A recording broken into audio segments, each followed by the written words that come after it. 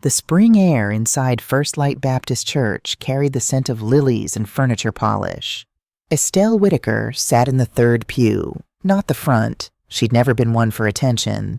Her navy dress crisp against the wooden seat, her hands folded over a worn leather wallet in her lap.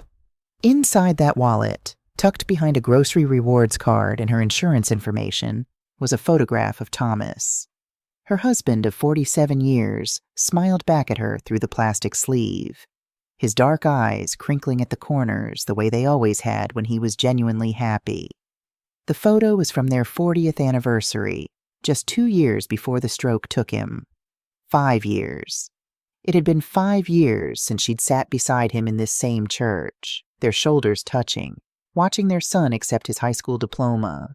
Now she sat alone, but today was different. Isaac James Whitaker. The name rang out across the sanctuary, and Estelle's breath caught. Her son, their son, strode across the platform in his cap and gown, diploma in hand, shoulders straight in that way Thomas had always stood. The congregation erupted in applause, and someone behind her shouted, "That's right, baby. You did it." Estelle recognized the voice. Gloria Patterson, her best friend of 40 years, who knew better than anyone what this moment cost, what it meant. Isaac accepted the diploma with a firm handshake, his eyes scanning the crowd until they found hers. He nodded once. She nodded back, her throat too tight for the smile she wanted to give him. Electrical engineering. Grade point average, 3.8. Job offers from 3 companies. Estelle opened the wallet in her lap, her thumb brushing over Thomas's photograph. He made it, she thought. Our boy made it. The memory came unbidden. Isaac at 10 years old, kneeling on their kitchen floor beside Thomas, watching his father replace an electrical outlet. Thomas's broad hands had moved with surprising delicacy, explaining wire colors, voltage, grounding, concepts that sailed over Estelle's head, but that Isaac absorbed like sunlight. "Hands can fix anything, son," Thomas had said. "You just gotta understand how things are connected." Isaac had looked up at his father with such reverence, such certainty, as if Thomas held all the answers to the universe in those calloused palms. Now, as the ceremony ended and families spilled onto the church lawn for photographs, Estelle stood beside her son, her hand resting lightly on his forearm. Isaac towered over her at 6'2", but she still saw that 10-year-old boy in his face, the way his eyes crinkled when he smiled, the small scar above his left eyebrow from when he'd tripped running to show Thomas a lightning bug he'd caught. "You proud of me, Mama?" Isaac asked, his voice soft enough that only she could hear. "More than words can say," Estelle replied, squeezing his arm. If she had known then what was coming, the fractures already forming beneath the surface of her son's smile, would she have held him tighter? Would she have asked different questions? But she didn't know, and so she smiled for Gloria's camera and told herself the hardest part was over. She was wrong. 8 months later, on a gray Friday afternoon in November, Estelle was rinsing lettuce at her kitchen sink when she heard Isaac's car pull into the driveway. The engine cut off. Then silence. She dried her hands on a dish towel and moved to the window. Isaac sat in the driver's seat of his Honda Civic, both hands gripping the steering wheel, his forehead pressed against the rim. Even from this distance, she could see his shoulders shaking. Estelle's chest tightened. She was at the front door before she'd made a conscious decision to move. By the time she opened it, Isaac was climbing the porch steps, his face carefully blank, his messenger bag slung over one shoulder. But Estelle had raised this boy. She knew every micro-expression, every tell. "What happened?" she asked. Isaac stopped on the threshold, one hand on the door frame. For a moment, she thought he might cry. Instead, he laughed, short and bitter. "They let me go," he said. "Company restructuring. Last hired, first fired." "Oh, baby." Estelle stepped aside to let him pass. "I'm so sorry, but you're talented. You'll find something else. You have your degree, your references. I need to borrow some money." The words came out flat, emotionless. "Just until I get my severance check. Maybe $1,000? Estelle hesitated for only a heartbeat. "Of course. Let me get my checkbook." Isaac took the check without meeting her eyes. He promised to pay her back within 2 weeks. The weeks came and went. He never mentioned it again. By December, Isaac had found new work at a smaller firm across town. Estelle breathed easier. See? A temporary setback, nothing more. But in March, he quit. The work environment was toxic, he told her over coffee at her kitchen table. His hands trembled slightly as he lifted his cup. My supervisor had it out for me from day one. Did you talk to HR? Estelle asked. What's the point? It's a boys' club. They weren't going to take my side. She wanted to push, to ask more questions, but the look on his face stopped her. Instead, she wrote another check, $800 this time.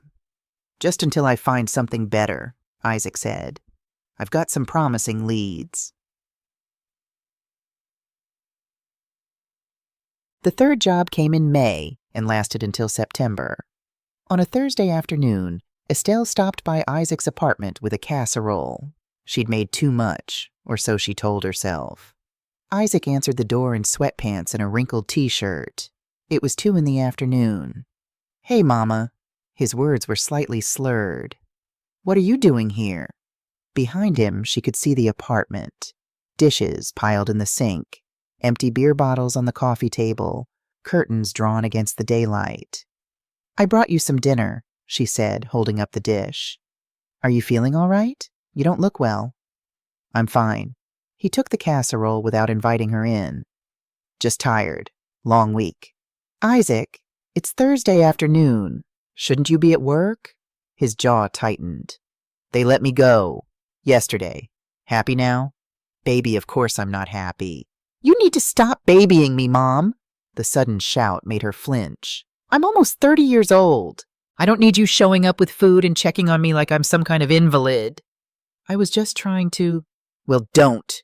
He stepped back and closed the door. Estelle stood on the concrete walkway outside his apartment, the autumn wind cold against her face, and tried not to cry. Something was very, very wrong with her son, but she didn't know what, and he wouldn't let her close enough to find out.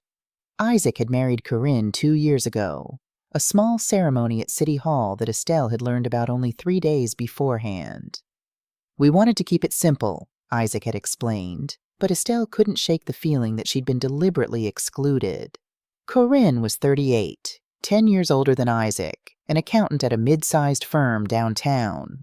She was polished and professional, with sleek dark hair and a wardrobe that spoke of money Estelle knew Isaac didn't have.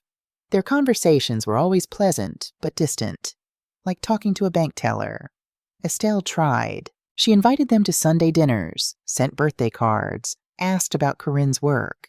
But there was a wall there, invisible but impenetrable.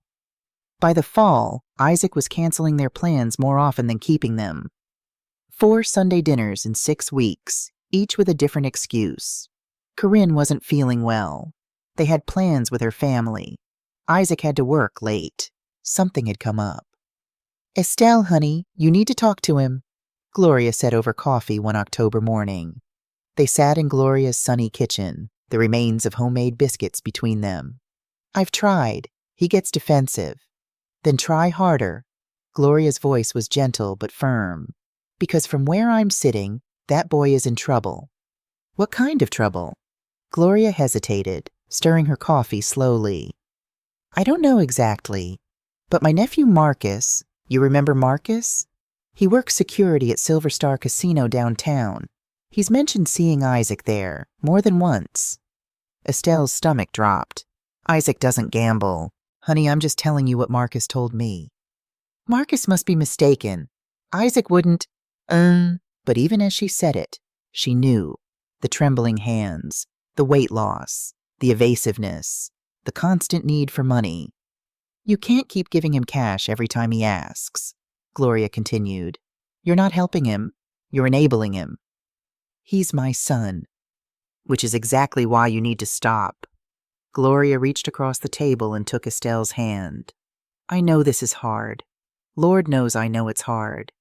But Thomas is gone, and Isaac is a grown man. He needs to stand on his own 2 feet. Estelle pulled her hand away. You don't understand. But she did understand. That was the problem. She understood that Isaac was spiraling, and she was too afraid to stop him because stopping him meant risking losing him entirely. On November 15th, 3 weeks before Christmas, Isaac showed up at her house unannounced. Estelle was surprised but pleased until she saw his face. "Mama, I need to borrow some money." Not hello, not how are you. Just straight to the request. "How much?" she asked. $2,500 for car repairs. The transmission is shot. $2,500 was a month and a half of her pension. It was new tires for her own car and winter heating bills and the property tax due in January. "Isaac, that's a lot of money." "I know, and I'll pay you back. I promise. I need it now, and I don't have anywhere else to turn." Something in his voice, desperation mixed with something else, something that sounded almost like anger, made her hesitate. "Let me think about it," she said. Isaac's expression hardened. "I thought I could count on you, Mom." The words landed like a punch. "You can count on me. I just need to check my account, make sure I have enough to cover my own bills. Forget it." He turned toward the door. "Isaac, wait." But he was already leaving. Estelle watched through the window as he got into his car, the same car that supposedly needed a new transmission, and drove away. She wrote him a check that evening and mailed it the next day. She told herself she was being a good mother. Deep down, she knew better. December arrived with cold rain and the kind of darkness that settles into your bones. Estelle spent the first 3 weeks of the month preparing for Christmas with a determination that bordered on manic. She had a secret.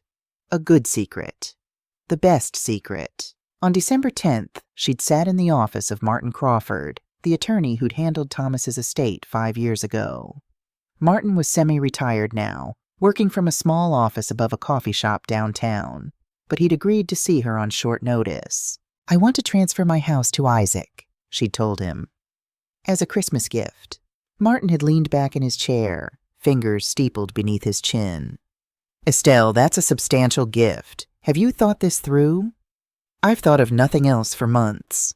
She'd pulled out the folder she'd prepared. Property deed, recent appraisal, $480,000. Her financial documents showing she could afford to live elsewhere. "I'll move to a small apartment, something manageable. Isaac and Corinne can have the house, start their lives without mortgage payments hanging over them." "What does Isaac think about this?" "He doesn't know yet. It's a surprise." Martin had studied her for a long moment. "Estelle, forgive me for asking, but is everything all right between you and your son?" "Of course," she'd lied. "Why wouldn't it be?" Martin had drawn up the papers. She'd signed them on December 15th, then tucked them into a red folder tied with a gold ribbon. On Christmas Day, she'd hand Isaac the folder and watch his face light up. She'd planned the moment 100 times in her mind. This would fix everything. Financial stress was clearly what had been weighing on Isaac. Once that pressure was lifted, he'd be himself again. The son who used to help Thomas in the garage. The boy who'd brought her dandelions and called them roses. She decorated her house with lights, baked cookies, wrapped small presents. She bought a 6-pound turkey even though it was just the 3 of them. She made Thomas's favorite sweet potato casserole, the recipe written in his mother's handwriting on a grease-stained index card. On December 23rd, she called Isaac's cell phone to confirm dinner plans for Christmas Day. Corinne answered. "Hey, Estelle." The woman's voice was cool, distracted. "Isaac's in the shower." "Oh, that's fine. I just wanted to make sure you're both still coming for Christmas dinner. I'm making turkey and actually, we need to talk to you about that." There was a pause, the sound of movement. "Hold on." Estelle heard muffled conversation, Corinne's voice sharp even through the barrier of a hand over the phone. Then Isaac came on the line. "Hey, Mom." "Hi, baby. I was just confirming for Christmas." "Yeah, about that." He sounded strained, tired. "We can't make it this year." The words hit her like cold water. "What? Why not?" "Corinne's family is hosting, and it's important to her. Her parents really want us there." "But Isaac, we always—" "I know, Mom, but things change. We can't always do everything the way we've always done them." In the background, Estelle could hear Corinne say something she couldn't quite make out. Whatever it was made Isaac's voice change, become harder, colder. Look, I have to go. We'll see you another time, okay? But I have something special planned. Mom. His tone had an edge now. Please don't do this. Don't do what? I'm not doing anything. I'm just saying I'd like to see my son on Christmas. And then Isaac exploded. Stop it! The shout was so loud Estelle jerked the phone away from her ear. Just stop with the guilt trips and the manipulation. I am so sick of this. Isaac, what are you talking about? You know exactly what I'm talking about. His voice was ragged with fury. Every holiday, every phone call, it's the same thing. Come see me, Isaac. I'm all alone, Isaac. Don't you love your poor widowed mother? Well, you know what? I'm done. Estelle's legs felt weak. She sat down hard in the kitchen chair. Baby, please calm down. I never said, don't you dare show up at Corinne's parents' house tomorrow. Don't call, don't text, don't send your pathetic little guilt trip messages. Just stay home, old woman. Stay home and leave us the hell alone. The words old woman cut deeper than the rest. Her son, her boy, had just called her an old woman. Isaac, please. You've never let me be my own man. Dad's dead and you still won't let me live my own life. You hover and you smother and you use your money to control me. Well, I don't need your money and I don't need you. We don't want you there. We don't need your drama. Just leave us alone. The line went dead. Estelle sat in her kitchen, the phone pressed to her ear, listening to the silence. Her hands were shaking. The house around her, so carefully decorated, suddenly felt like a tomb. The red folder with the house transfer papers sat on the counter where she'd left it that morning, the gold ribbon catching the light from the Christmas tree in the corner. She'd been going to give him everything. Her home.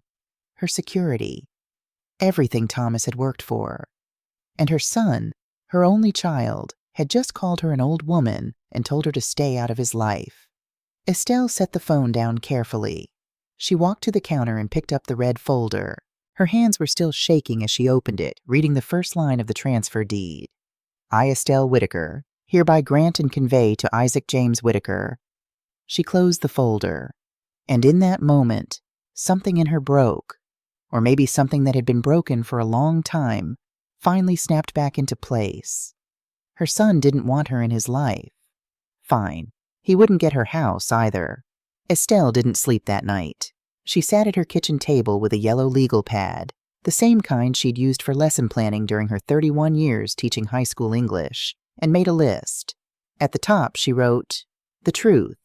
Then she began to document, with the same methodical approach she'd brought to grading essays, everything that had happened over the past 18 months. Money given to Isaac. November 2024, $1,000, first job loss. December 2024, $800, second job. March 2025, $500, unspecified emergency. June 2025, $10,200, rent assistance. August 2025, $900, car insurance, he said. September 2025, $1,400, credit card payment, he said. November 2025, $2,500 car transmission, he said. Total, $8,300, and she stared at the number. Over $8,000 in a year. She lived on a pension of $2,100 a month and Social Security. That money represented nearly 4 months of her income. Had he paid back any of it? She flipped to a new page and wrote, Repayments, $0. Next, she listed the visits and phone calls. Initiated by me, 23 visits, approximately 40 phone calls. Initiated by Isaac, 2 visits, both when he needed money. 0 phone calls. She documented the job losses, the excuses, the deflections, the way he'd avoided looking at her directly for months, the trembling hands, the weight loss, the day drinking. By the time dawn began to lighten the sky outside her window, Estelle had filled 6 pages with evidence of what she'd been refusing to see. Her son had been using her. But why? What could possibly require this much money? Car repairs didn't cost $1,500 every few months. Rent and insurance didn't require constant emergency loans. Unless... Gloria's words came back to her. Marcus sees him at the casino. Gambling. The words sat heavy in her mind. Addiction. Debt. Her son was in trouble. Real trouble. And instead of coming to her honestly, instead of asking for real help, he'd been bleeding her dry while pushing her away. And she'd let him, because she was terrified of losing him. Well, he'd made his choice clear enough last night, hadn't he? At 8 o'clock on Christmas Eve morning, there was a knock at Estelle's door. Gloria stood on the porch with a bag of bagels and a thermos of coffee, her face creased with worry. "I knew you wouldn't sleep," she said, pushing past Estelle into the house. "And I knew you wouldn't eat, so I'm here to make sure you do both." They sat at the kitchen table, the same table where Estelle had spent the night documenting her son's betrayal, and Gloria poured coffee into 2 mugs. "Tell me what happened," Gloria said. So Estelle told her. Every word of Isaac's tirade, the cruelty, the rage, the dismissal. When she finished, Gloria was quiet for a long moment. Then she said, "Honey, I need to tell you something. I should have told you weeks ago, but I didn't want to hurt you." "What is it?" "It's about Isaac and the casino." Gloria pulled out her phone and scrolled through her messages. She turned the screen toward Estelle, showing a text conversation with someone named Marcus. Marcus. "Aunt Gloria, that guy you asked about, Isaac Whitaker? He's here right now. 3rd time this week." Marcus. "He just lost $800 on blackjack. Looked pretty shook up about it." Marcus. "The wife's here too. She's on the slots." The timestamp was from Tuesday, 3 days ago. "The wife?" Estelle's voice came out as a whisper. "Corinne." Gloria scrolled to another message. "Marcus has been keeping an eye out since I asked him to. Estelle, honey, they're there all the time, 2-3 times a week, and they're not playing penny slots." Marcus. "Talk to one of the pit bosses. Your guy's got markers here. Casino credit. He's in for at least 30,000, maybe more." Marcus. "The wife's probably another $20.25K. They're drowning." The number swam in front of Estelle's eyes. $30,000. Plus 25,000 more. $55,000 in gambling debt. "That's not even counting what they might owe to private lenders," Gloria said softly. "Or loan sharks." Loan sharks? The term sounded absurd, like something from a movie. Marcus says that's usually what happens when the casino cuts people off. They go to worse places for money. Gloria reached across the table and took Estelle's hand. "That's why he kept asking you for money, Estelle. Not for car repairs or rent. For gambling debts." Estelle pulled her hand away and stood up, walking to the window. Outside, the morning was gray and cold, a light rain beginning to fall. "The jobs," she said. "The real reasons he lost those jobs. Marcus asked around, called in some favors." Gloria's voice was gentle. "The first company let him go because he took a paycheck advance against company policy and then asked for another one the next week. They restructured him right out. The second job, he borrowed money from 3 different colleagues and never paid them back. Created a toxic environment, so they encouraged him to resign. The third job..." "Stop." Estelle's voice was flat. "I don't want to know." "Yes, you do. Because you need to understand this isn't something you caused and isn't something you can fix." Gloria stood and came to stand beside her friend. "The third job suspected him of expense fraud, padding his receipts, submitting fake invoices. They didn't press charges, but they let him go.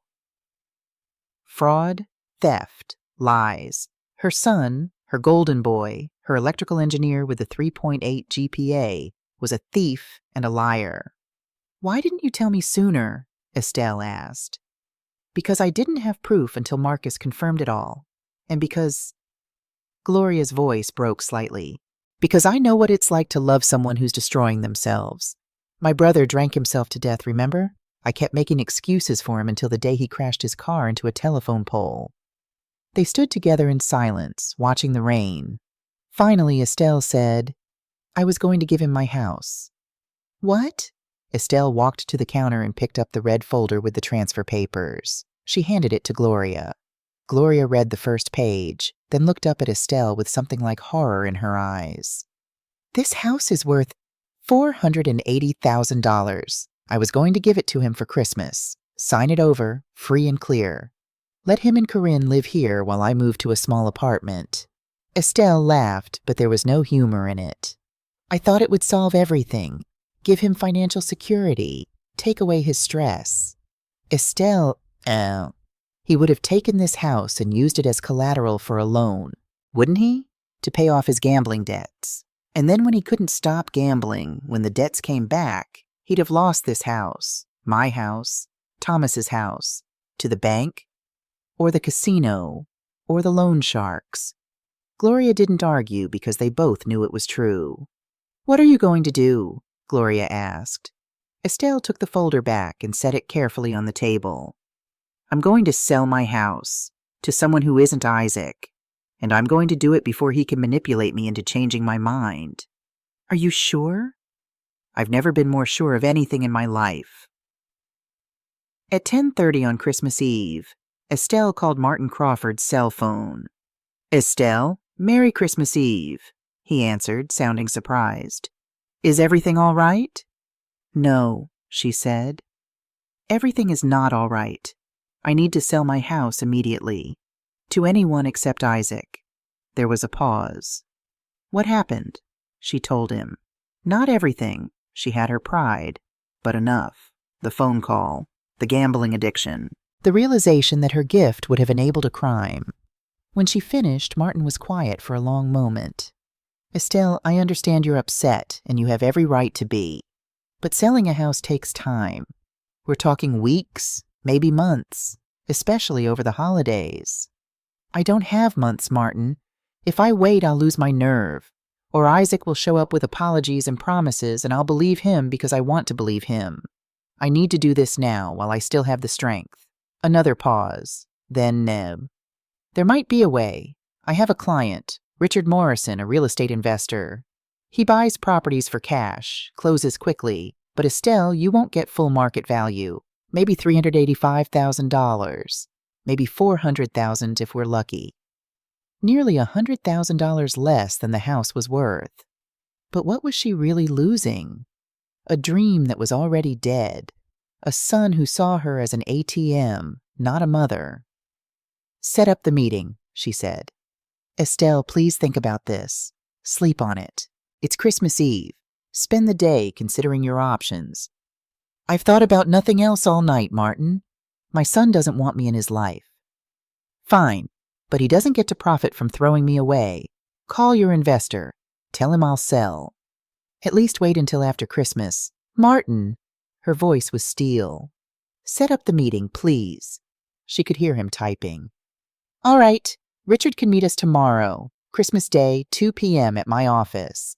Are you absolutely certain about this? I've never been more certain of anything. After she hung up, Estelle sat at her kitchen table and looked around at the house she'd lived in for 43 years. The house where she and Thomas had raised Isaac. Where they'd celebrated birthdays and Christmases and ordinary Tuesday dinners. The house that held every memory of her adult life. And she felt nothing. No grief, no regret, just a cold, clear certainty. Her son had taught her a valuable lesson.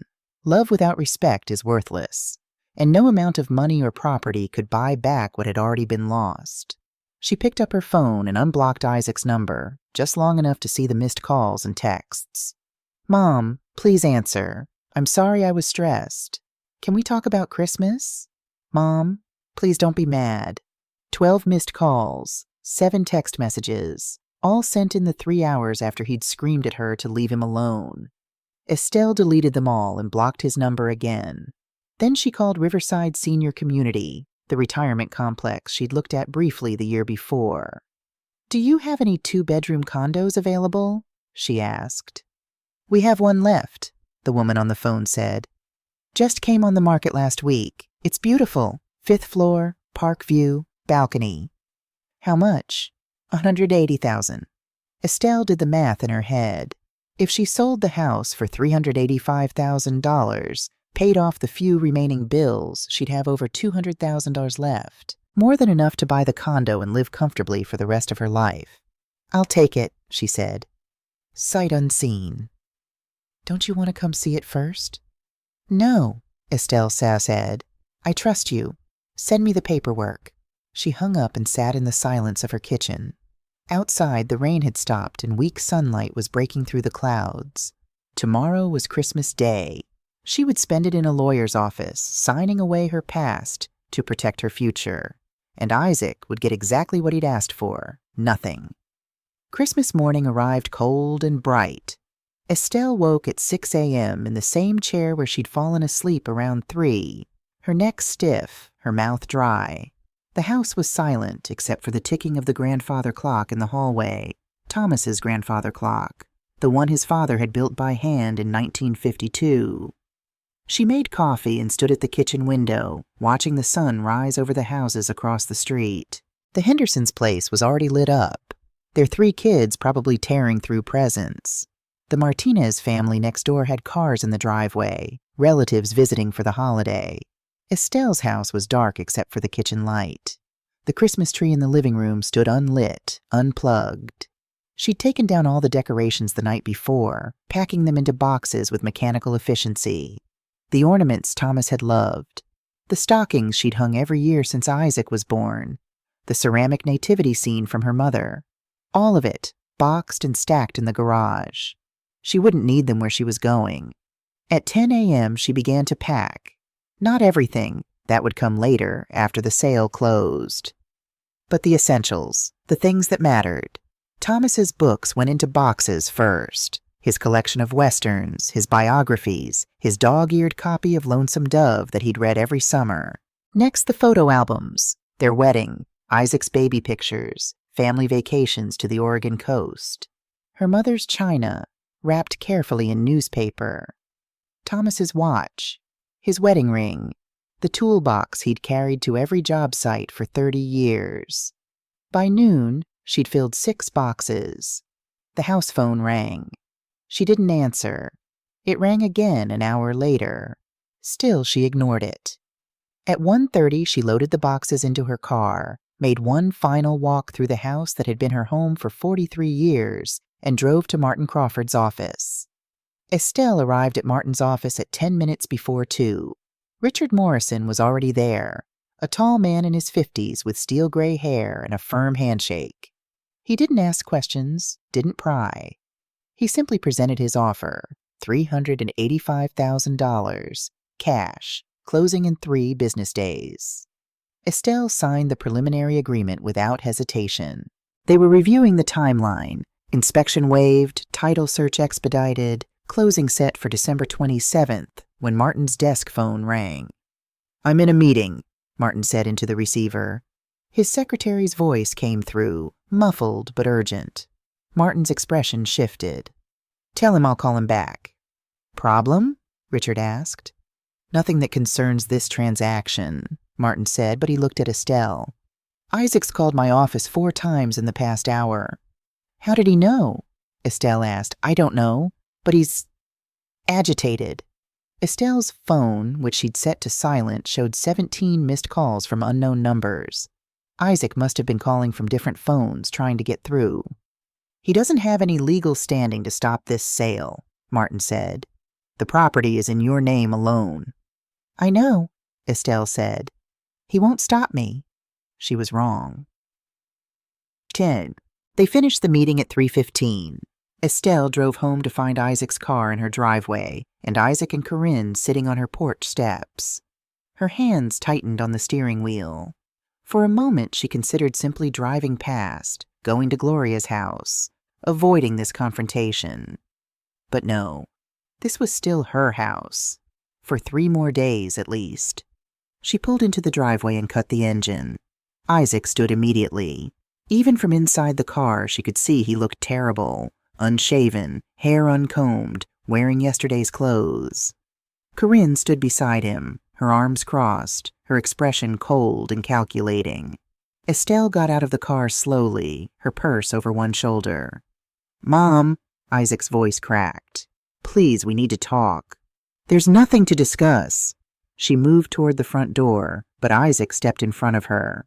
"Don't do this," he said. "Please don't do this." "Let me pass, Isaac." Dorothy McKenzie posted on Facebook about an investor looking at houses on this street. She was worried about property values. Corinne's voice was sharp, accusatory. We put it together. You're selling the house. Damn neighborhood busybodies. Estelle had forgotten about Dorothy's obsessive social media presence. What I do with my property is my business, Estelle said evenly. The hell it is! Corinne's composure cracked. You promised Isaac this house. I never promised anything. I planned to give it to him. Plans change. Isaac grabbed her arm, not hard, but firm enough to stop her movement. Mom, if this is about the phone call, I'm sorry. I was stressed. I was angry. I didn't mean... Let go of me. Her voice was ice. He dropped her arm immediately. Please, just listen to me for 5 minutes. Against her better judgment, Estelle stopped, waited. I screwed up, Isaac said. His eyes were red-rimmed, desperate. I said terrible things, and I'm sorry. I'll apologize 1,000 times if that's what you need, but you can't sell this house, not like this, not out of spite. Spite? The word came out harder than she'd intended. You think this is about spite? What else could it be? Corinne demanded. You get your feelings hurt, so you punish Isaac by taking away what's rightfully his. Rightfully his? Estelle's composure finally cracked. This house is mine. Mine and Thomas's. We bought it. We paid for it. Isaac has no right to it whatsoever. He's your son, Corinne shrieked, which is why I was going to give it to him. Estelle's voice rose to match Corinne's. I had the papers drawn up. I was going to hand him this house, free and clear, worth nearly $500,000 on Christmas Day. The words hung in the cold air. Isaac's face went white. What? I was going to give you everything, Estelle said, her voice dropping back to something quieter, more dangerous. This house, my security, everything your father worked for, and you called me an old woman and told me to stay out of your life. No, Isaac whispered. No, I didn't know. Of course you didn't know, because it was supposed to be a surprise, a gift, because despite everything, despite the job losses and the borrowed money you never repaid, and the canceled dinners in the distance, I still loved you. I still wanted to help you. Mom, but you didn't want my help. You wanted my money. There's a difference. Corinne's face had gone from angry to calculating. Okay, you were going to give us the house. That's wonderful, Estelle. So just do it. Give us the house now. We'll forget about the phone call. No! What do you mean, no? Corinne's voice climbed again. You just said you were going to give it to him. I was. Past tense.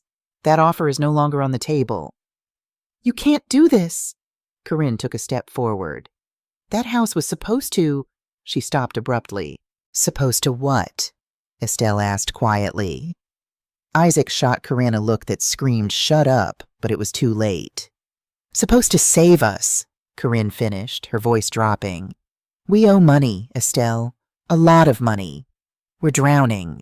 That house equity could have paid off your gambling debts? Estelle finished. The silence that followed was absolute. Isaac's face went from white to gray. How did you... Gloria's nephew Marcus works at Silver Star Casino. He's seen you there, regularly. You and Corinne both. Estelle's voice was calm now, clinical. Poker, blackjack, slots. $30,000 in debt to the casino alone, Marcus estimates, plus whatever you owe to private lenders. It's not that much, Isaac said weakly. How much is it then? 40,000? 50? He wouldn't meet her eyes. 60,000, Corinne said flatly. We owe $60,000, and we've got loan sharks threatening Isaac. Actual loan sharks, Estelle. They came to our apartment last week. If we don't pay them soon... You were going to use my house as collateral, Estelle said. It wasn't a question. Isaac's silence was answer enough. You would have taken this house, this gift, and immediately mortgaged it to pay off gambling debts. And when the debts came back, because they always come back with addicts, you would have lost this house. My house. Thomas's house. To the bank or the casino or the loan sharks. We would have stopped, Isaac said desperately. Once the debts were clear, we would have stopped gambling, I swear.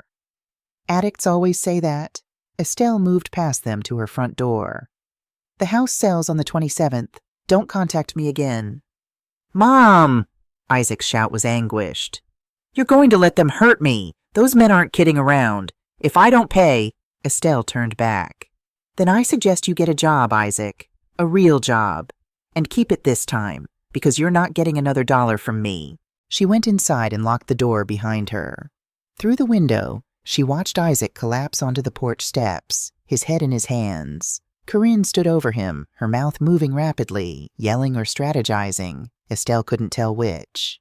After 10 minutes, they left. Estelle sat in her living room, in the silence, at Sion, and waited to feel something. Regret, guilt, grief. But all she felt was tired and free. December 27th arrived gray and cold.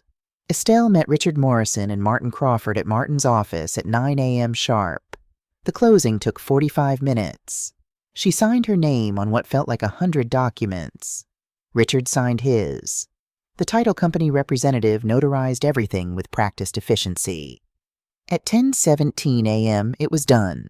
Richard handed her a cashier's check for $385,000. "Pleasure doing business with you, Mrs. Whitaker," he said, shaking her hand. "I promise to take good care of the place." After he left, Martin looked at Estelle with something like concern in his eyes. "Are you all right?" "I'm fine. Isaac called me 14 times yesterday. He's threatening to sue for breach of verbal contract." "Let him sue. He'll lose." "I know, but Estelle, he's your son." "He was my son," she said quietly. "I don't know what he is now." She took the check to her bank and deposited it immediately. The funds would be available in 1 business day. She called Riverside Senior Community from the bank parking lot and arranged to wire them $180,000 for the condo on the 5th floor with the park view. That left her with $205,000. $205,000 to invest, to live on, to build whatever remained of her life. It was more than enough. She spent the afternoon at Gloria's house, drinking tea and not talking about Isaac. Gloria's daughter had come for Christmas and was still visiting, and her grandchildren filled the house with noise and life, and the kind of chaos Estelle found she didn't miss as much as she'd thought she would. That evening, back at the house that was no longer hers, Estelle continued packing. She had until January 15th to move out. Richard had been generous about the timeline, but she wanted to leave sooner. Every day in this house felt like living in a museum of her own past. Her phone rang. An unknown number. She almost didn't answer, but something made her pick up. "Mrs. Whitaker?" A woman's voice, professional. "This is Detective Sarah Kim with the Portland Police Department Financial Crimes Division. I need to ask you some questions about your son, Isaac Whitaker." Estelle's heart dropped into her stomach. "What's happened?" she asked. "Ma'am, I'd prefer to discuss this in person. Would you be available to come to the precinct tomorrow morning? Tell me now, please." Detective Kim hesitated. "Your son's employer, Henderson Engineering, has filed a criminal complaint. They've discovered evidence of embezzlement, fraudulent expense reports, fake vendor invoices. We're estimating approximately $8,000 over the past 6 months. Estelle sat down heavily on the couch. "I see. We're in the early stages of investigation, but I need to ask, did you have any knowledge of these activities?" "None whatsoever. My son and I haven't spoken since Christmas Eve." "I see. Can you come in tomorrow to give a formal statement?" "Yes, of course." After the detective hung up, Estelle sat in the gathering darkness of her living room, staring at nothing. Embezzlement. Her son was now a criminal, not just a gambler, not just a liar, a thief. And she understood, with sudden horrible clarity, that if she'd given him this house, he would have used the equity to pay restitution and avoid prosecution. She would have unwittingly helped him cover up a crime. The house sale hadn't just protected her heart. It had protected her from becoming an accessory. By New Year's Day, Isaac and Corinne had launched a campaign. The first call came from Patricia Greenwood, Corinne's mother. Estelle had met her exactly 3 times, at the courthouse wedding, at a stilted lunch 2 months later, and at Thomas's funeral, where Patricia had spent most of the service on her phone. "Estelle, this is Patricia. The woman's voice was smooth, practiced, a therapist's voice. I'm calling because I'm very concerned about the situation between you and the children. The children. As if Isaac and Corinne were innocent victims instead of manipulative adults in their 30s. Hello, Patricia. Corinne is devastated, Estelle. Absolutely devastated. And Isaac, well, I'm sure you can imagine how he's feeling. I'm sure I can. I'm going to be frank with you, Estelle. I've been a family therapist for 30 years, and what you're doing shows clear signs of emotional dysregulation. Selling your home impulsively, cutting off your only child. These are red flags for depression or early cognitive decline. The implication landed like a slap. Estelle forced herself to speak calmly. I appreciate your concern, Patricia, but I've been evaluated by my physician. My mental health is excellent. A general practitioner isn't really qualified to diagnose these things. Patricia's tone was patient, condescending. I'd like to recommend a colleague of mine, Dr. Benjamin Summers. He specializes in geriatric psychology. I've already spoken to him about your case. You discussed my private medical information with a stranger? I'm trying to help you, Estelle. Isaac is my son-in-law. Corinne is my daughter. I can't stand by and watch you destroy this family over what amounts to a misunderstanding. It wasn't a misunderstanding. Isaac was stressed. People say things they don't mean when they're overwhelmed. Surely you, as a mother, understand that. The manipulation was surgical, practiced. Estelle could see exactly where Corinne had learned her techniques. Thank you for calling, Patricia. I won't be needing Dr. Summers' services. Estelle, please reconsider. Estelle hung up.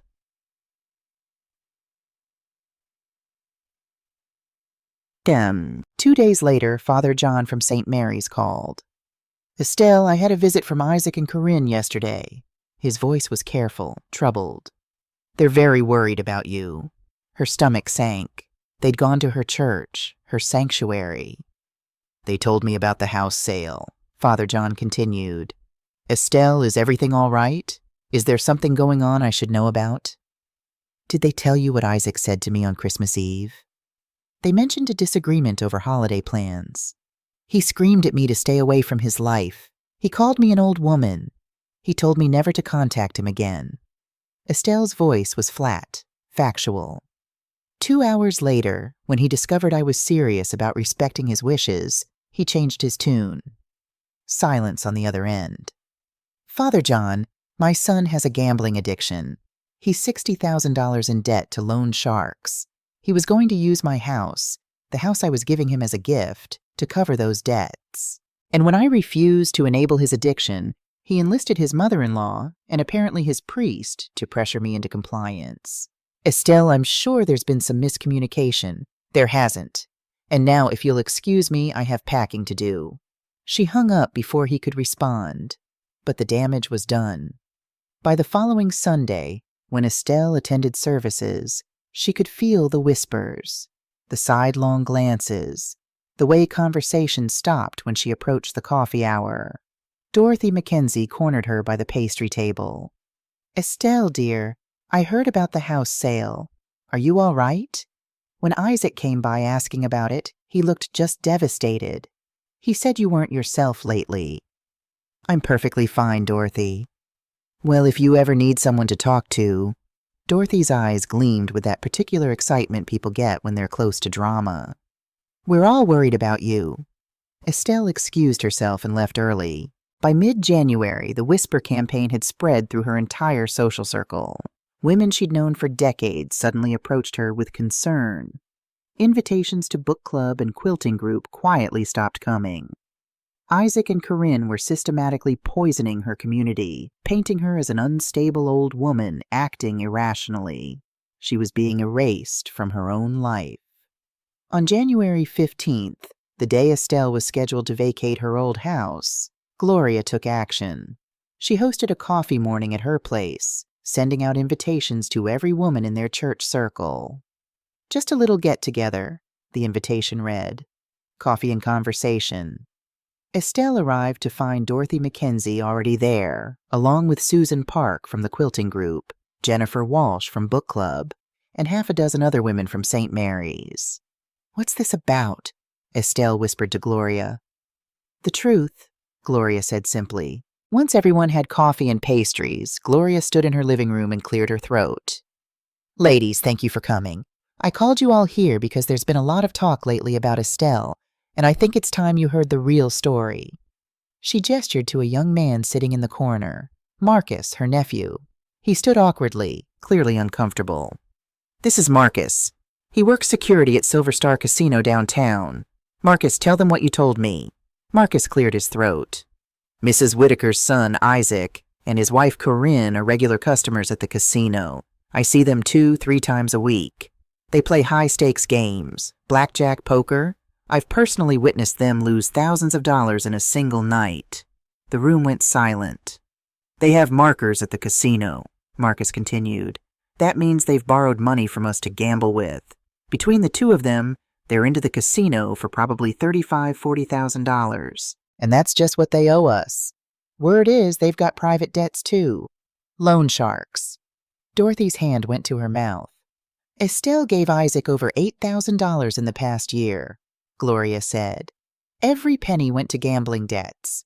He lied to her repeatedly, told her he needed money for car repairs, for rent, for emergencies. All lies." "The house Estelle was going to give Isaac," Marcus added. "He was planning to use it as collateral for a consolidation loan, to pay off the gambling debts and avoid the loan sharks.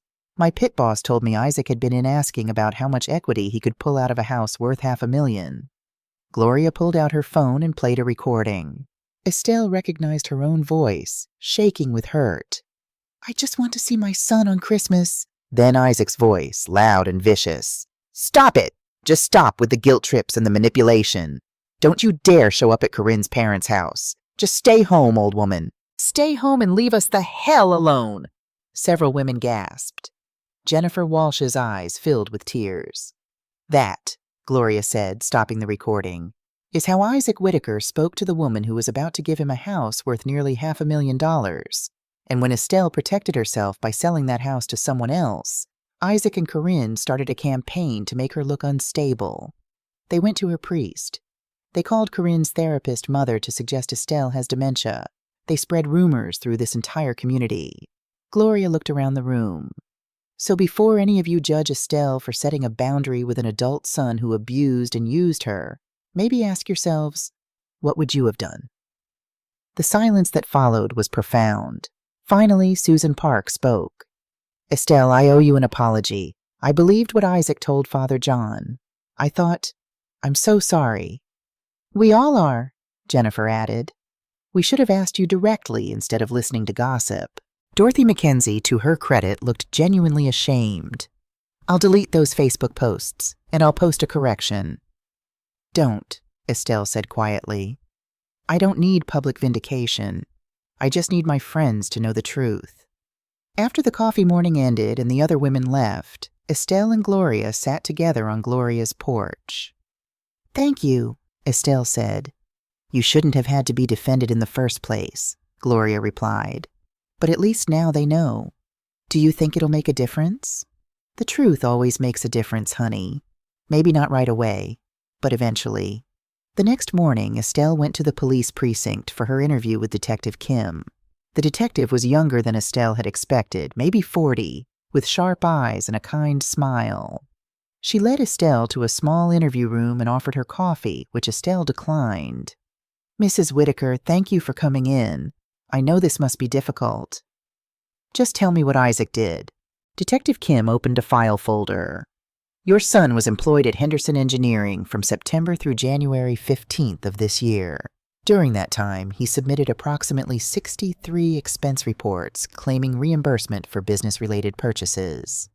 She slid several documents across the table. Estelle recognized Isaac's signature. "The company's accounting department flagged irregularities last month. Upon investigation, they discovered that 41 of those expense reports were partially or completely fraudulent." Detective Kim showed Estelle receipt after receipt. Dinners at restaurants Isaac had never attended. Hotel stays for business trips that never happened. Equipment purchases from vendors that didn't exist. He created fake invoices, the detective explained. Used Photoshop or similar software to generate receipts that looked legitimate. The company accountant got suspicious when 3 different restaurants supposedly used the same receipt template. How much?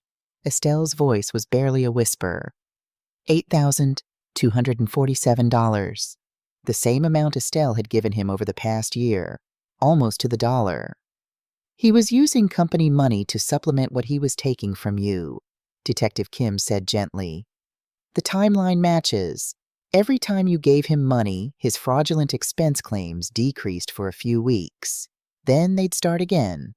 Estelle stared at the documents. What happens now? Henderson Engineering has filed criminal charges. Felony theft. If convicted, your son could face up to 5 years in prison and a $1,000 fine. More likely, if he pleads guilty, we're looking at probation and restitution. Will he go to prison? Probably not for a first offense, especially if he cooperates.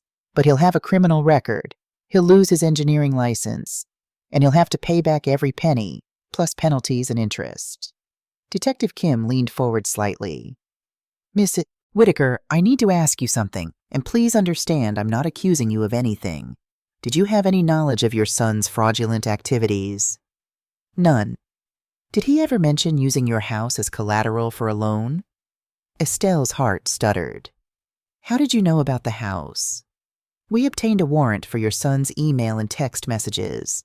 We found extensive communication between Isaac and Corinne discussing plans to use house equity to pay restitution and legal fees, thereby avoiding prosecution. There were emails to mortgage brokers, inquiries about home equity lines of credit, discussions with a lawyer about the best way to handle embezzlement charges. Detective Kim pulled out more documents, printed emails, text message transcripts. One email from Isaac to a mortgage broker dated December 20th. My mother is giving me her house for Christmas. It's worth $480,000, free and clear. How quickly can we pull $150,000 in equity? I need the money urgently for a legal matter.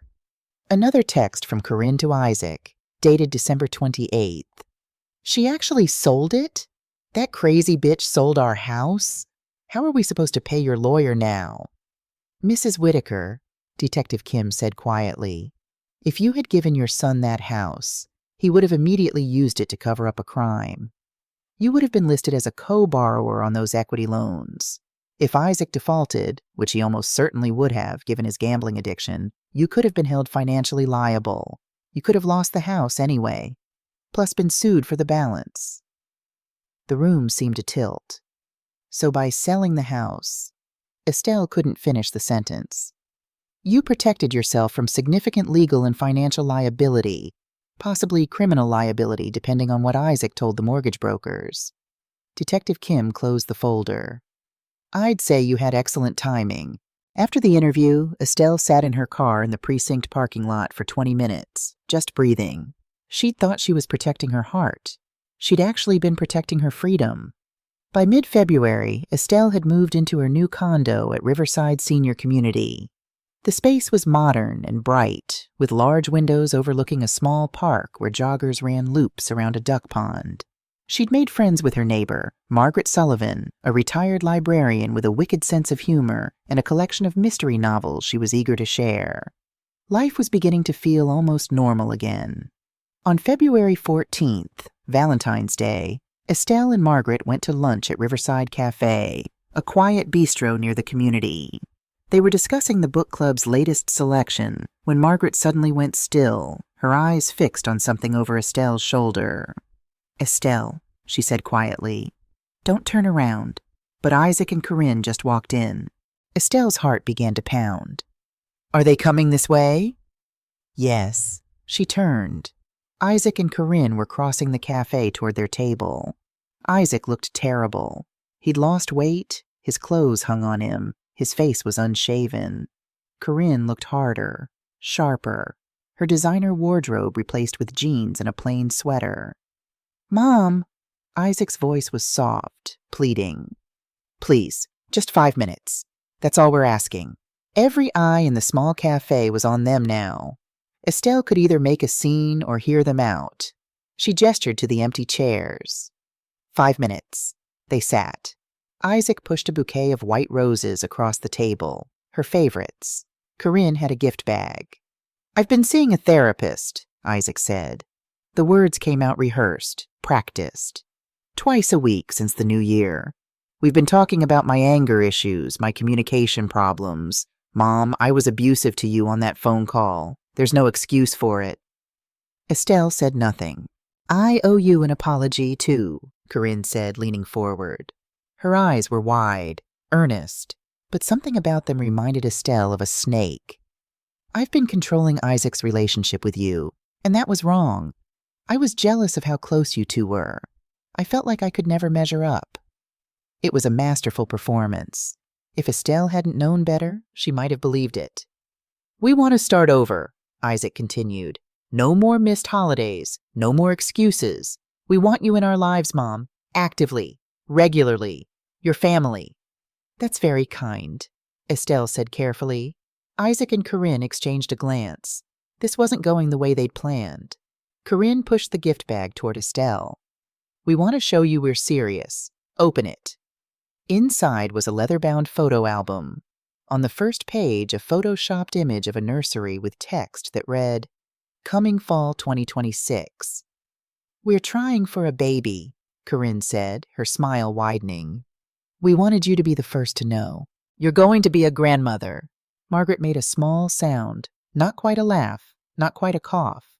Estelle looked at the photo album, then at Corinne, then at Isaac. "That ultrasound image is from Google," she said quietly. "I can see the watermark in the corner. Getty Images." Corinne's smile froze. "And you're not pregnant," Estelle continued.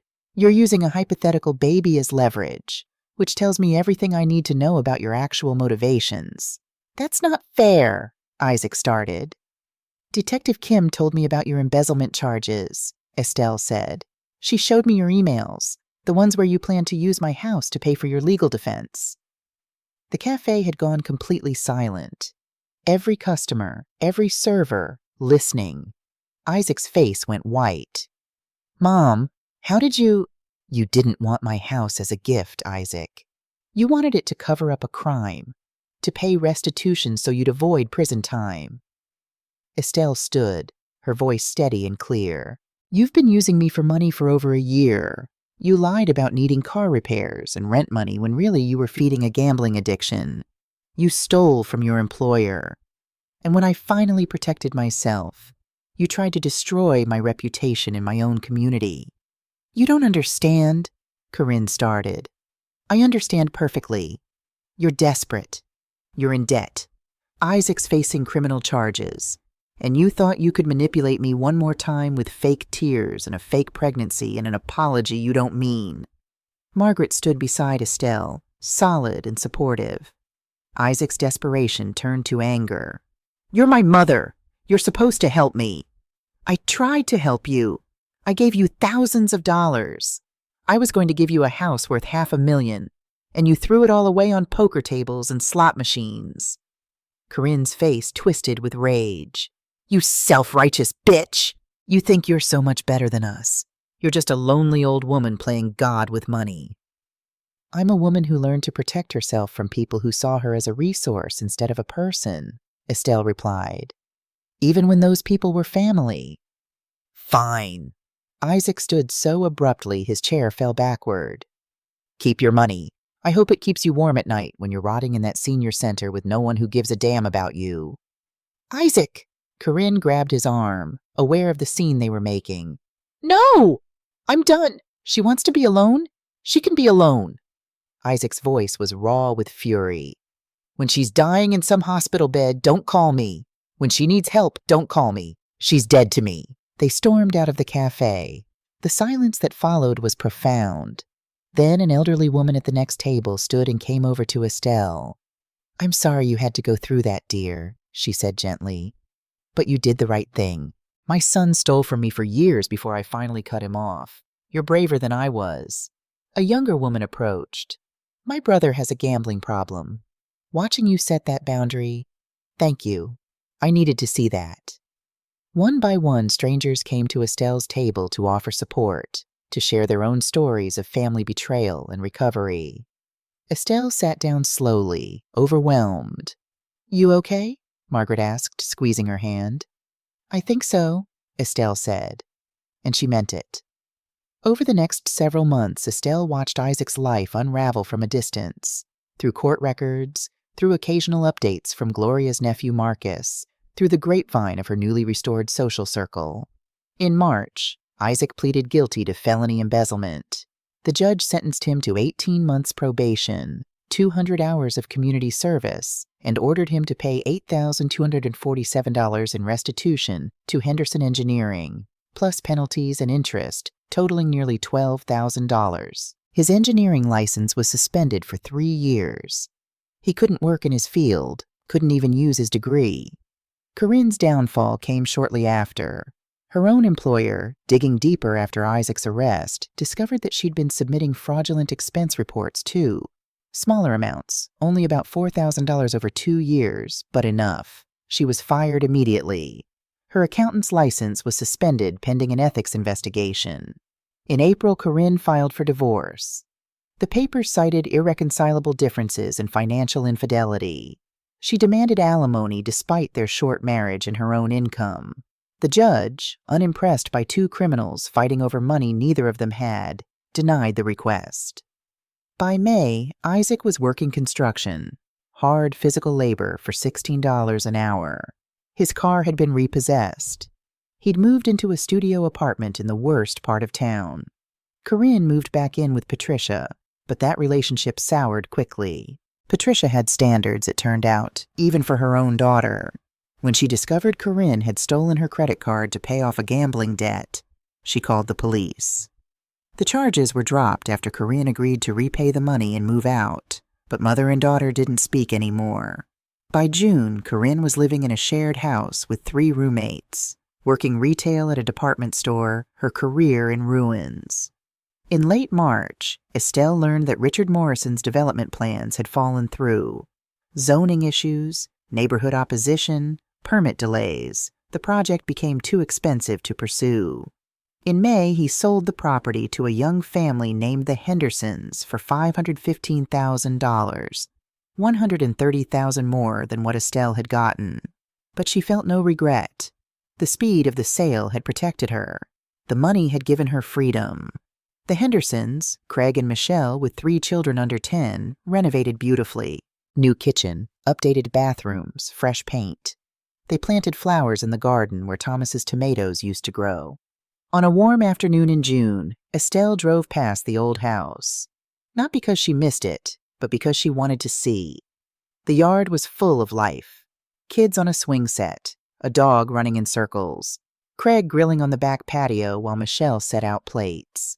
The house was happy again. Estelle drove home to Riverside, to her condo with the park view, to Margaret waiting with wine and gossip about the community book club drama. She'd made the right choice. The house had found the family it deserved, and Estelle had found the life she'd been too afraid to claim. By April, Estelle's life had transformed into something she barely recognized and loved completely. Her condo at Riverside Senior Community became more than just a place to live. It became a home in a way the old house hadn't been for years. She filled it with Thomas's books, her mother's china, and new things too. A watercolor painting she'd bought at a local art fair, cheerful yellow curtains for the kitchen, a comfortable reading chair positioned perfectly to catch the afternoon sun. But more than the physical space, it was the people that changed everything. Margaret Sullivan became her closest friend.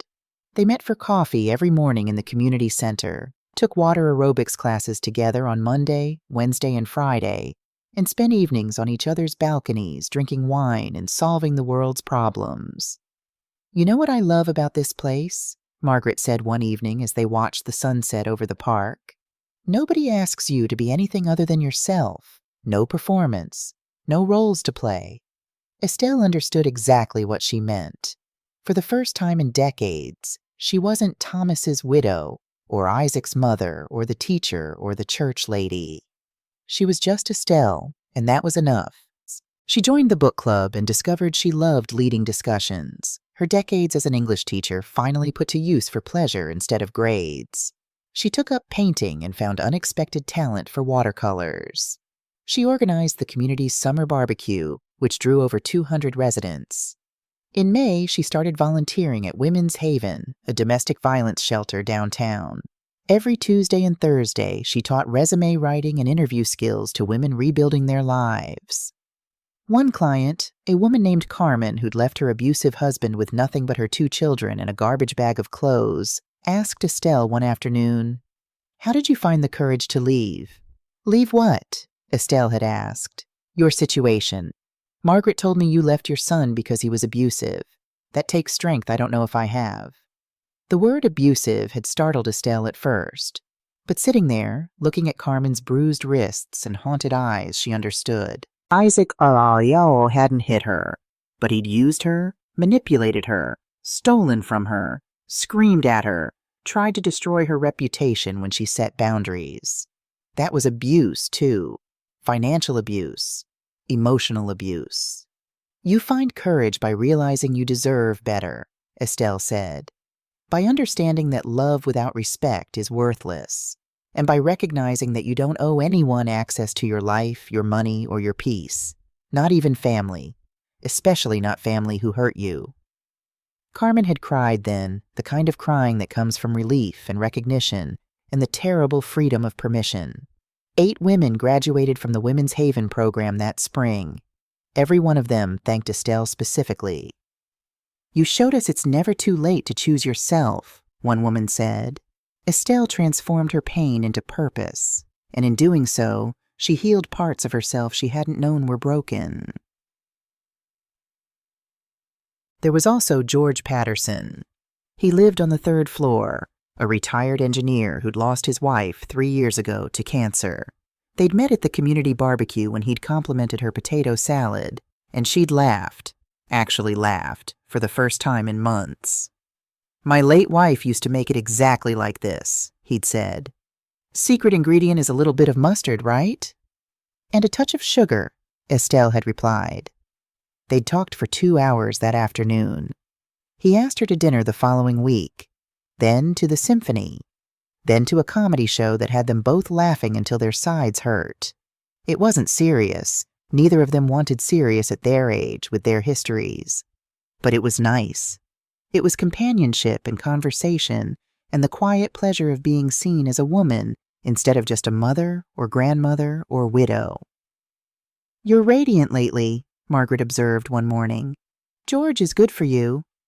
"Life is good for me," Estelle corrected. But she was smiling.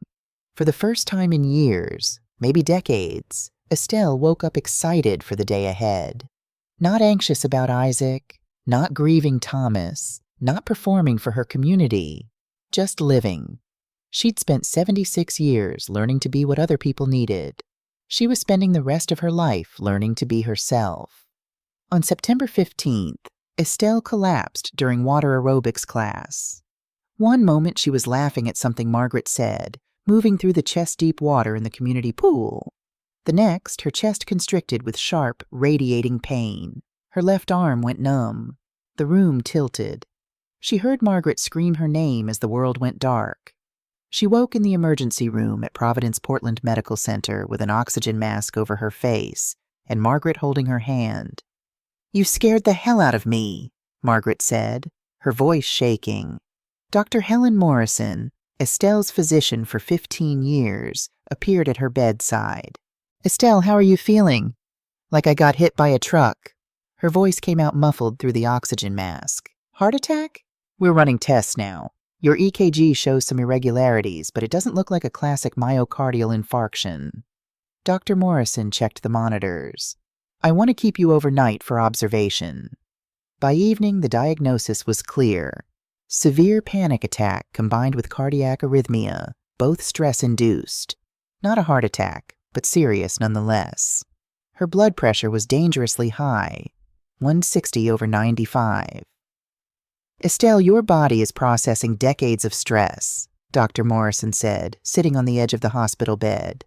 "The situation with Isaac was the breaking point, but this has been building for years. You've been in fight-or-flight mode so long your nervous system doesn't know how to relax." "But I'm happy now," Estelle protested. "Happier than I've been in years." Happiness doesn't erase trauma. Your body is still carrying all that weight. Dr. Morrison pulled up a chair. I'm prescribing medication for the blood pressure and anxiety, but more importantly, I want you to see a therapist. A real one, regularly. And I want you to learn self-care, not just other care. That night, alone in the hospital room, Margaret had finally gone home around midnight. Estelle lay awake thinking, what if she'd had this attack 6 months ago, when she'd still owned the house? What if she'd already transferred it to Isaac and then collapsed? He wouldn't have cared for her. He'd have already had what he wanted. She would have been alone, used up, discarded. Instead, she was here. She had Margaret, who'd ridden in the ambulance and refused to leave her side. She had George, who'd brought her flowers and sat quietly reading to her from the newspaper. She had her community, her friends, her purpose. She'd chosen herself, and that choice had saved her life. In October, Estelle sat in Dr. Rachel Foster's office for her 4th weekly therapy session. The office was warm and comfortable, with soft lighting and a view of trees turning gold and red outside the window. Dr. Foster was younger than Estelle had expected, maybe 50, with kind eyes and an easy manner that made difficult conversations feel possible. Tell me about the letter, Dr. Foster said. Isaac's letter had arrived the previous week, forwarded through Martin Crawford. Handwritten, 3 pages long, raw and honest in a way Isaac had never been before. Estelle had read it a dozen times. Dear Mom, I'm writing this from my Tuesday night Gamblers Anonymous meeting. I've been coming for 3 months now. I have a sponsor. I haven't placed a bet in 93 days. I don't expect you to forgive me. I don't even expect you to read this. But I need to say it anyway, even if only to the void. You were right about everything. I have a gambling addiction. I've had it since Dad died. Maybe before. It started small. A football bet here, a casino trip there. Something to numb the grief. But it grew. And I let it grow because it was easier than facing what I'd lost. I lied to you. Repeatedly. I stole from you. I used you. I called you terrible names and said terrible things. I tried to take your house. Not as a gift, but as collateral to cover my crimes. And when you protected yourself, I tried to destroy your reputation. There's no excuse for any of it. Corinne and I are divorced now. I'm working construction. I lost my license, my career, my marriage. I'm living in a studio apartment and taking the bus because my car got repossessed. I'm paying restitution for the embezzlement. I've lost everything. And I deserve to lose it. The only thing I didn't deserve to lose was you. But I lost that, too, through my own actions. My sponsor says I need to make amends, but he also says I shouldn't do it for me. I should do it because the person I hurt deserves acknowledgement of the harm I caused. So here it is. I hurt you, deeply, repeatedly. I took your love and your generosity and your trust, and I turned them into weapons against you. I made you doubt yourself. I tried to make you feel crazy when you were the only sane one in the room. I'm sorry doesn't cover it, but I am sorry. I hope you're happy, Mom. I mean that. I hope wherever you are, whatever you're doing, you've found peace. You deserve it more than anyone I know. Live well. Be better than I was. Isaac. How does the letter make you feel? Dr. Foster asked. Sad, Estelle said slowly. Relieved, angry, hopeful, all of it at once. Do you want to reconcile with him? The question sat heavy in the room. Part of me does, Estelle admitted. The mother part, the part that remembers him at 10 years old, helping Thomas fix electrical outlets. The part that watched him graduate and felt so proud. And the other part? The other part knows that reconciliation would require me to put myself back in danger. Emotional danger, at minimum. I can't be his mother and his enabler and his ATM and his punching bag. Not anymore. Dr. Foster nodded. Forgiveness and reconciliation are different things. I know. You can forgive him for your own peace while still maintaining the boundary. I know that too. So what do you want to do? Estelle thought about it. Really thought, not from obligation or guilt or fear, but from a place of honest self-examination. I want to write him back. One letter. I want to acknowledge his apology and his growth. I want to forgive him, genuinely. And then I want to close that door, not out of cruelty, but out of self-preservation. That sounds healthy to me? Does it sound cruel to you? Dr. Foster considered the question. I think cruelty is continuing to enable someone's self-destruction because you're afraid of what they'll think of you. I think boundaries are love. Sometimes the most loving thing you can do is step back and let someone experience the full weight of their consequences. Estelle nodded slowly. That's what I thought. But I needed to hear it. That evening, Estelle sat at her kitchen table with good stationery and a pen. Not the computer, not an email. This deserved the permanence of ink. Dear Isaac, I received your letter. I believe your apology is genuine. I believe you're trying to change. That matters, and I'm proud of you for facing your addiction. I forgive you. Not because you've earned it, but because I need to release this weight I've been carrying. My therapist says unforgiveness is like drinking poison and expecting the other person to die. I'm done poisoning myself. But forgiveness is not reconciliation. You were right about one thing in your letter. I was overprotective.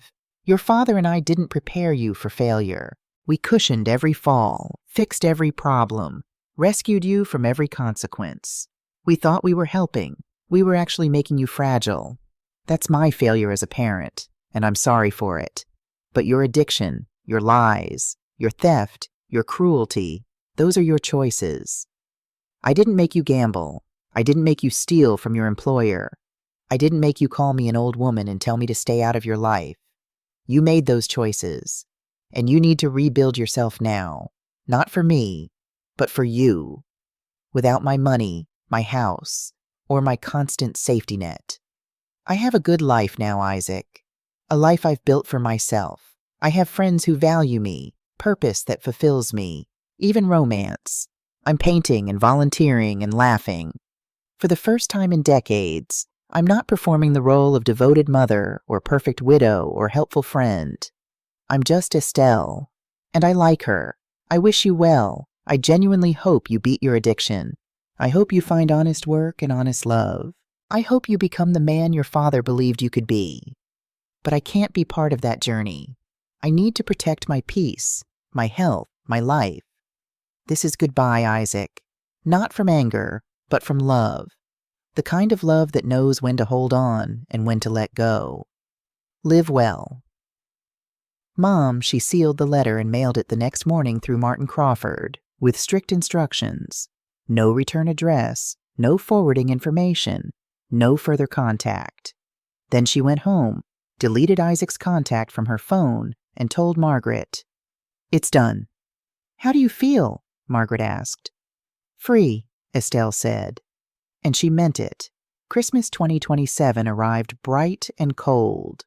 Estelle stood in the Riverside Senior Community Kitchen at 6 a.m., helping prepare Christmas dinner for 50 residents. She had volunteered to coordinate the meal, and the space was filled with laughter, the smell of roasting turkey, and the chaotic joy of people who'd chosen to be together. "Estelle, the sweet potatoes are burning," Dorothy Hayes called from the oven. A different Dorothy, one who'd become a dear friend. "They're caramelizing, not burning," Estelle shot back, grinning. George appeared with champagne. "Quality control requires day drinking. Community rules." They toasted. They cooked. They told stories. Her life had become rich beyond measure. She'd organized the community painting class, won the spring watercolor contest, introduced half the single residents to each other at the Valentine's Mixer. She'd helped 23 women graduate from Women's Haven's program. She'd traveled to Alaska with Margaret, to Santa Fe with George, to the coast just because she wanted to see the ocean. She had $220,000 in investments now. Her dividend income covered her modest expenses with room to spare. Her blood pressure was controlled, her anxiety managed. She was thriving at 78. Through occasional Google searches, she was human after all, she knew that Isaac was still sober from gambling.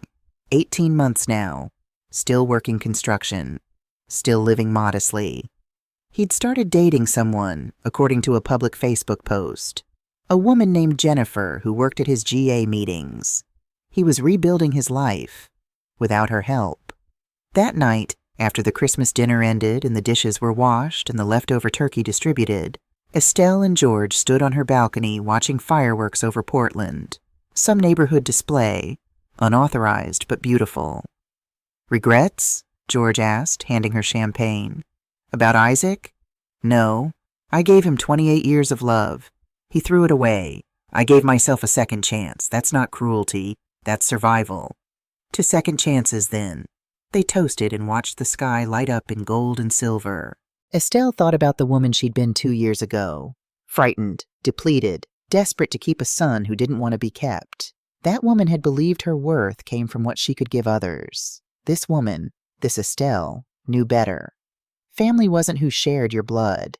It was who showed up, who respected you, who saw you as more than what you could provide. She'd spent 76 years learning that lesson. She was spending her remaining years living it. The fireworks burst overhead, painting the night sky in brilliant color, and Estelle smiled. She was home. Finally, truly home.